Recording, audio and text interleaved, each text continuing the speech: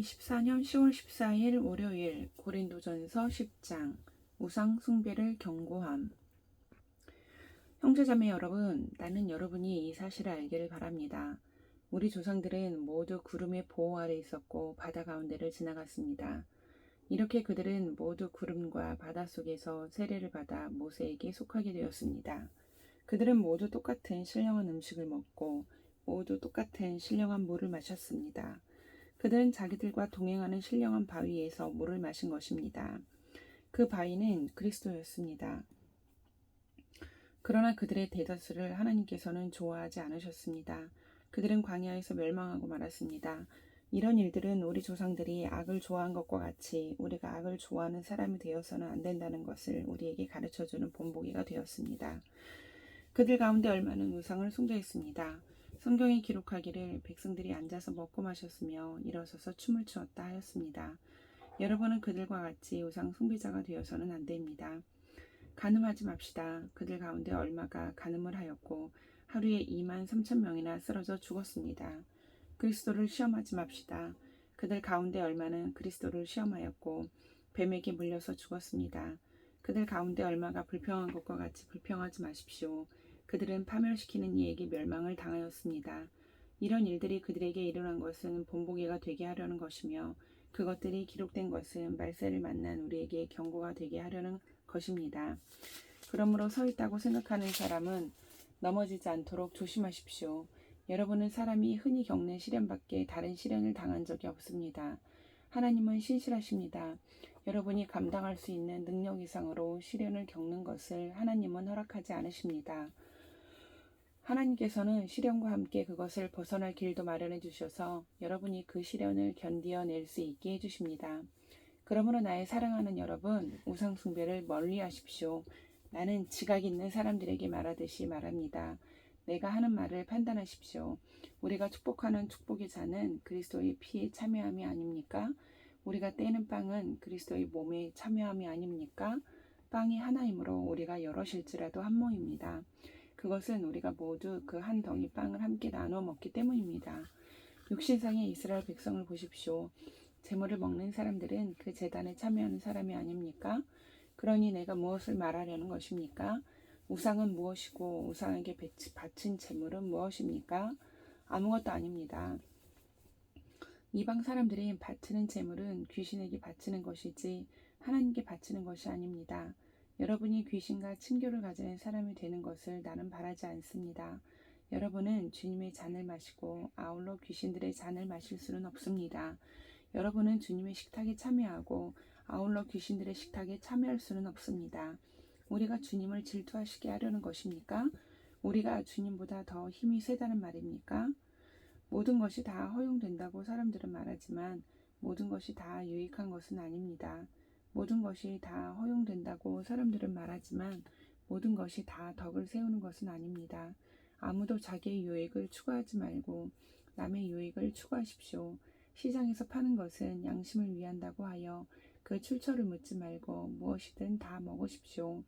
땅과 거기에 가득 찬 것들이 다 주님의 것이기 때문입니다. 불신자들 가운데서 누가 여러분을 초대하여 거기에 가고 싶으면 여러분 앞에 차려놓은 것은 무엇이나 양심을 위한다고 하여 묻지 말고 드십시오. 그러나 어떤 사람이 이것은 제사에 올린 음식입니다 하고 여러분에게 말해주거든 그렇게 알려준 사람과 그 양심을 위해서 먹지 마십시오. 내가 여기에서 양심이라고 말하는 것은 내 양심이 아니라 다른 사람의 양심입니다. 어찌하여 내 자유가 남의 양심의 비판을 받아야 하겠습니까?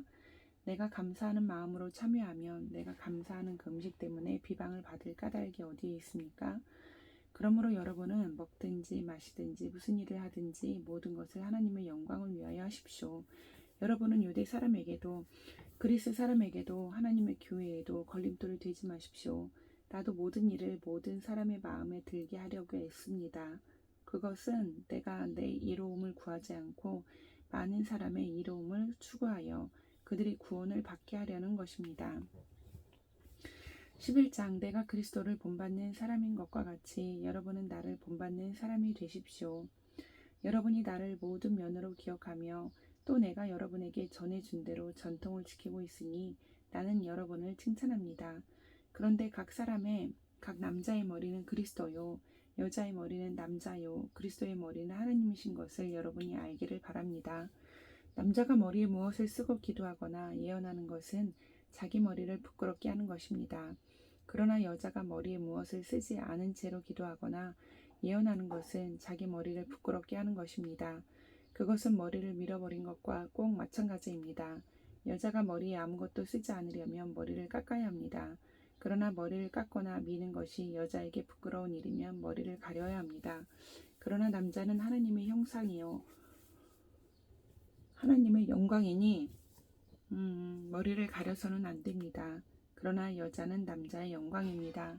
남자가 여자에게서 난 것이 아니라 여자가 남자에게서 났습니다. 또 남자가 여자를 위하여 지으심을 받은 것이 아니라 여자가 남자를 위하여 지으심을 받았습니다. 그러므로 여자는 천사들 때문에 그 머리에 권위의 표를 지니고 있어야 합니다. 그러나 주님 안에서는 남자 없이 여자가 있지 않고 여자 없이 남자가 있지 않습니다. 여자가 남자에게서 난 것과 마찬가지로 남자도 여자의 몸에서 났습니다. 그리고 모든 것은 다 하나님에게서 났습니다. 여러분은 스스로 판단하여 보십시오. 여자가 머리에 아무것도 쓰지 않은 채로 하나님께 기도하는 것이 마땅한 일이겠습니까?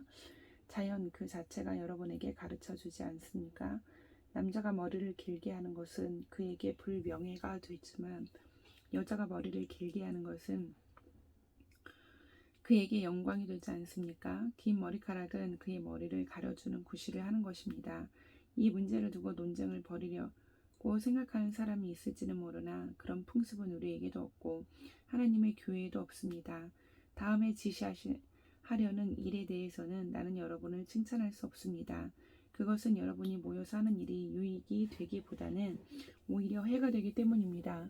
첫째로 여러분이 교회에 모일 때에 여러분 가운데 분열이 있다는 말이 들리는데 그것이 어느 정도는 사실이라고 믿습니다. 하기야 여러분 가운데서 바르게 사는 사람들이 환히 드러나려면 여러분 가운데 파당도 있어야 할 것입니다. 그렇지만 여러분이 분열되어 있으니 여러분이 한자리에 모여서 먹어도 그것은 주님의 만찬을 먹는 것이 아닙니다. 먹을 때에 사람마다 제가끔 자기 저녁을 먼저 먹으므로 어떤 사람은 배가 고프고 어떤 사람은 술에 취합니다. 여러분에게 먹고 마실 집이 없습니까? 그렇지 않으면 여러분이 하나님의 교회를 멸시하고 가난한 사람들을 부끄럽게 하려는 것입니까? 내가 여러분에게 무슨 말을 해야 하겠습니까? 여러분을 칭찬해야 하겠습니까? 이 점에서는 칭찬할 수 없습니다. 내가 여러분에게 전해준 것은 주님으로부터 전해받은 것입니다. 곧 주 예수께서 잡히시던 밤에 빵을 들어서 감사를 드리신 다음에 떼시고 말씀하셨습니다. 이것은 너희를 위하는 내 몸이다. 이것을 행하여 나를 기억하여라. 식후에 잔도 이와 같이 하시고서 말씀하셨습니다. 이 잔은 내 피로 세운 새 언약이다. 너희가 마실 때마다 이것을 행하여 나를 기억하여라. 그러므로 여러분이 이 빵을 먹고 이 잔을 마실 때마다 주님의 죽으심을 그가 오실 때까지 선포하는 것입니다. 그러므로 누구든지 합당하지 않게 주님의 빵을 먹거나 주님의 잔을 마시는 사람은 주님의 몸과 피를 범하는 죄를 짓는 것입니다. 그러니 각 사람은 자기를 살펴야 합니다. 그런 다음에 그 빵을 먹고 그 잔을 마셔야 합니다. 몸을 분별함이 없이 먹고 마시는 사람은 자기에게 내릴 심판을 먹고 마시는 것입니다. 이 때문에 여러분 가운데는 몸이 약한 사람과 병든 사람이 많고 죽은 사람도 적지 않습니다. 우리가 스스로 살피면 심판을 받지 않을 것입니다. 그런데 주님께서 우리를 심판하시고 징계하시는 것은 우리가 세상과 함께 정죄를 받지 않게 하시려는 것입니다. 그러므로 나의 형제자매 여러분, 여러분이 먹으려고 모일 때에는 서로 기다리십시오. 배가 고픈 사람은 집에서 먹어야 할 것입니다. 그것은 여러분이 모이는 일로 심판받는 일이 없도록 하려는 것입니다. 그 밖에 남은 문제들은 내가 가서 바로잡겠습니다. 12장 성령의 선물. 형제자매 여러분, 신령한 은사들에 대하여 여러분이 모르고 지내기를 나는 바라지 않습니다. 알다시피 여러분이 이방 사람일 때에는 여러분은 이리저리 끄는 대로 말 못하는 우상에게로 끌려다녔습니다. 그러므로 나는 여러분에게 알려드립니다. 하나님의 영으로 말하는 사람은 아무도 예수는 저주를 받아라 하고 말할 수 없고 또 성령을 힘입지 않고서는 아무도 예수는 주님이시다 하고 말할 수 없습니다. 은사는 여러 가지지만 그것을 주시는 분은 같은 성령이십니다. 섬기는 일은 여러 가지지만 섬김을 받으시는 분은 같은 주님이십니다. 일의 성과는 여러 가지지만 모든 사람에게서 모든 일을 하시는 분은 같은 하나님이십니다. 각 사람에게 성령을 나타내 주시는 것은 공동 이익을 위한 것입니다. 어떤 사람에게는 성령을 통하여 지혜의 말씀을 주시고 어떤 사람에게는 같은 성령을 따라 지식의 말씀을 주십니다. 어떤 사람에게는 같은 성령으로 믿음을 주시고 어떤 사람에게는 같은 성령으로 병 고치는 은사를 주십니다. 어떤 사람에게는 기적을 행하는 능력을 주시고 어떤 사람에게는 예언하는 은사를 주시고 어떤 사람에게는 영을 분별하는 은사를 주십니다. 어떤 사람에게는 여러 가지 방언을 말하는 은사를 주시고 어떤 사람에게는 그 방언을 통역하는 은사를 주십니다. 이 모든 일은 한 분이신 같은 성령이 하시며 그는 원하시는 대로 각 사람에게 은사를 나누어 주십니다. 몸은 하나이지만 많은 지체가 있고 몸의 지체는 많지만 그들이 모두 한 몸이듯이 그리스도도 그러하십니다.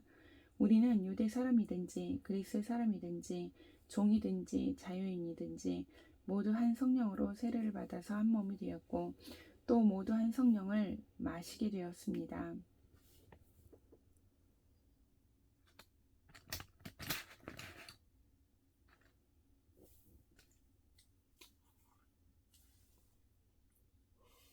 몸은 하나의 지체로 되어 있는 것이 아니라 여러 지체로 되어 있습니다. 발이 말하기를 나는 손이 아니니까 몸에 속한 것이 아니다 한다고 해서 발이 몸에 속하지 않은 것은 아닙니다. 또 귀가 말하기를 나는 눈이 아니니까 몸에 속한 것이 아니다 한다고 해서 귀가 몸에 속하지 않은 것은 아닙니다. 온 몸이 다 눈이라면 어떻게 듣겠습니까? 또 온 몸이 다 귀라면 어떻게 냄새를 맡겠습니까? 그런데 실은 하나님께서는 원하시는 대로 우리 몸에다가 각각 다른 여러 지체를 주셨습니다. 전체가 하나의 지체로 되어 있다고 하면 몸은 어디에 있습니까? 그런데 실은 지체는 여럿이지만 몸은 하나입니다. 그러므로 눈이 손에게 말하기를 너는 내게 쓸데가 없다 할 수가 없고 머리가 발에게 말하기를 너는 내게 쓸데가 없다 할 수 없습니다. 그뿐만 아니라 몸의 지체 가운데서 비교적 더 약하게 보이는 지체들이 오히려 더 요긴합니다. 그리고 우리가 덜 명예스러운 것으로 여기는 지체들에게 더욱 풍성한 명예를 덧입히고 볼품없는 지체들을 더욱더 아름답게 꾸며줍니다. 그러나 아름다운 지체들은 그럴 필요가 없습니다. 하나님께서는 몸을 골고루 짜맞추셔서 모자라는 지체에게 더 풍성한 명예를 주셨습니다. 그래서 몸에 분열이 생기지 않게 하시고 지체들이 서로 같이 걱정하게 하셨습니다. 한 지체가 고통을 당하면 모든 지체가 함께 고통을 당합니다. 한 지체가 영광을 받으면 모든 지체가 함께 기뻐합니다. 여러분은 그리스도의 몸이요 따로는 지체들입니다. 하나님께서 교회 안에 몇몇 일꾼을 세우셨습니다. 그들은 첫째는 사도요, 둘째는 예언자요, 셋째는 교사요, 다음은 기적을 행하는 사람이요, 다음은 병 고치는 은사를 받는 사람이요, 남을 도와주는 사람이요, 관리하는 사람이요, 여러 가지 방언으로 말하는 사람입니다. 그러니 모두가 사도이겠습니까? 모두가 예언자이겠습니까? 모두가 교사이겠습니까? 모두가 기적을 행하는 사람이겠습니까? 모두가 병 고치는 은사를 받은 사람이겠습니까? 모두가 방언으로 말하는 사람이겠습니까? 모두가 통역하는 사람이겠습니까? 그러나 여러분은 더 큰 은사를 열심히 구하십시오. 13장 이제 내가 가장 좋은 길을 여러분에게 보여드리겠습니다. 내가 사람의 모든 말과 천사의 말을 할 수 있을지라도 내게 사랑이 없으면 울리는 징이나 요란한 꽹과리가 될 뿐입니다.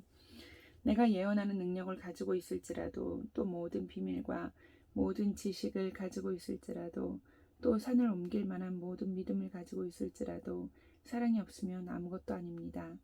내가 내 모든 소유를 나누어 줄지라도 내가 자랑 삼아 내 몸을 넘겨줄지라도 사랑이 없으면 내게는 아무런 이로움이 없습니다. 사랑은 오래 참고 친절합니다.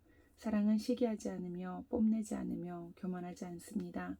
사랑은 무례하지 않으며 자기의 이익을 구하지 않으며 성을 내지 않으며 원한을 품지 않습니다. 사랑은 불의를 기뻐하지 않으며 진리와 함께 기뻐합니다. 사랑은 모든 것을 덮어주며 모든 것을 믿으며 모든 것을 바라며 모든 것을 견딥니다. 사랑은 없어지지 않습니다. 그러나 예언도 사라지고 방언도 그치고 지식도 사라집니다. 우리는 부분적으로 알고 부분적으로 예언합니다. 그러나 온전한 것이 올 때에는 부분적인 것은 사라집니다. 내가 어릴 때에는 말하는 것이 어린아이와 같고 깨닫는 것이 어린아이와 같고 생각하는 것이 어린아이와 같았습니다. 그러나 어른이 되어서는 어린아이의 일을 버렸습니다.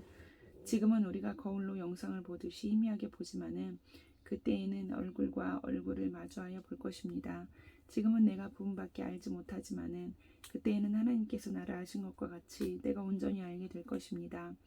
그러므로 믿음, 소망, 사랑 이 세 가지는 항상 있을 것인데 그 가운데서 으뜸은 사랑입니다. 아멘.